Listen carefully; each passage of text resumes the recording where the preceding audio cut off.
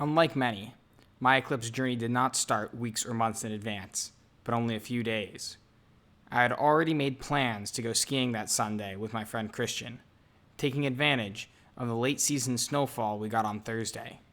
However, when I got up there and saw how clear and blue the skies were becoming, I couldn't help myself. I knew I had to go see the eclipse just a few hours north in Vermont. I luckily was able to get one of the last rooms available in Lincoln, a little auto cabin just off the highway, and for a good price too. After I woke up, I got ready quickly and hit the road. I almost immediately hit traffic going through Franconia Notch, which is really strange. Typically, even during the highest tourist season, there is not traffic up here. However, this was not unexpected. The news had been predicting a massive influx of people to northern New Hampshire and Vermont, especially coming from the southern portions of New England like Connecticut and Massachusetts. Regardless, it was still a bit surprising seeing this many people this early. Once it got through Franconia Notch, the crowds thinned out, and it was smooth sailing the rest of the way north. At about 10 a.m., I made it to Lake Willoughby. This is where I initially planned on watching the eclipse. However, all pull-offs and trailheads were already parked full, so I kept going a little bit more. I ended up at the Bald Mountain Trailhead, off a dirt road only about 10 minutes past the northern edge of Lake Willoughby. There were only a few other cars in the parking lot, and so it was clearer that this would be a lot less crowded and a wonderful place to watch the eclipse. That required getting to the top of the mountain. I was there early enough that only a small path had been broken, and it was rough going. The snow was almost 2 feet deep, though well packed. Despite this, the temperature was far above freezing, and going was tough, with lots of post-holing on the way up. After a little over 2 hours of hiking, and crossing a little bit less than 2 miles, I made it to the summit. When I got to the summit, I was greeted by a family of 5 clearing out the cabin. Many more were not far behind me, and within an hour, we had a group of about a dozen people. We quickly got to work, making the summit acceptable for watching the eclipse. We planned on watching it from the fire tower.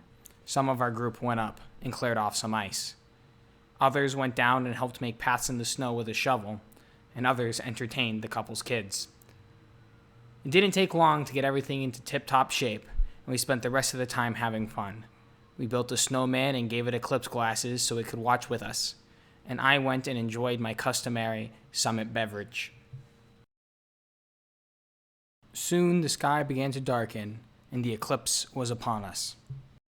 It kind of looks like the sunset is Yeah, wow, look at that. okay, now it's really a tiny ring. It's shorter than It's darker. Each time I look out, it's darker. Is that a bird?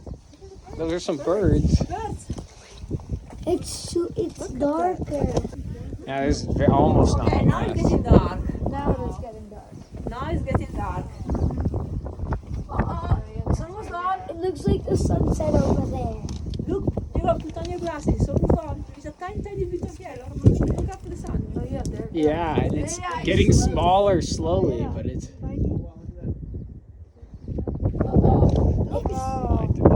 Look at the sunset. That looks like Over there. Oh, it is cool. Wow, look at... The sunset. Oh my gosh, it's amazing. Oh, wow, look at that side. sunsets today. Wow. The actual one. No, look at that side sunset. Oh, wow. Be careful there. I know, I'm going up against the wall. Don't drop your phone. Look that. Holy cow. It's dark. It's dark. Look at the windmill lights. It's dark. If you don't use your glasses, you wow. can actually see the view. Oh my god. Wow. This is incredible. It's dark. Oh my gosh. Wow. Oh, this is so cool. Quickly. So, Just it's like an orb with that's flashing. Look, it's dark, Diego. Look at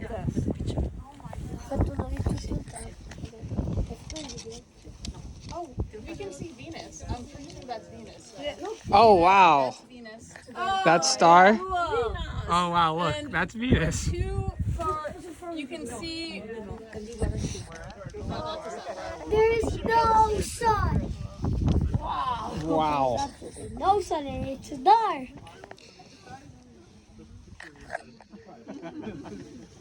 Over there it's not dark though. I see why all the animals think it's nighttime. I think it's nighttime. I don't think it's nighttime. Well, you're a little smarter than me then.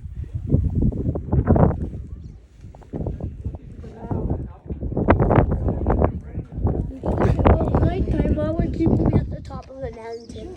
That is a good question. Now we have to get down the mountain. Oh, don't really pass. And now, to make up for my shoddy camera work, this video was, much like this trip, kind of ad-libbed, and truth be told, I was not too focused on recording the event when it happened. I was much more engrossed in living in the moment, as I should have been.